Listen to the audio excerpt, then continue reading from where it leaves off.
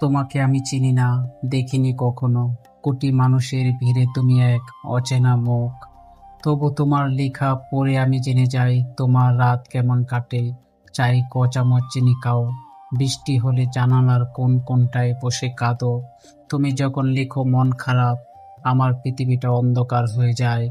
তুমি যখন লিখো আজ আকাশটা নীল, আমি ছাদে উঠে আকাশ খুঁজি। তোমার কলমের কালিতে আমার নিঃশ্বাস চলে, তোমার দাড়ি কমায় আমার বুক ওঠানামা করে। তুমি আমার অদেখা প্রেমিকা নও, তুমি আমার অক্সিজেন। শুনেছি তোমার বিয়ে হয়ে গেছে, অন্য কারো ঘরে তুমি এখন বউ। তাতে কি, তোমার হাতের লেখা তো আর বিয়ে হয়নি কারো সাথে, ওটা এখনো আমার, শুধু আমার।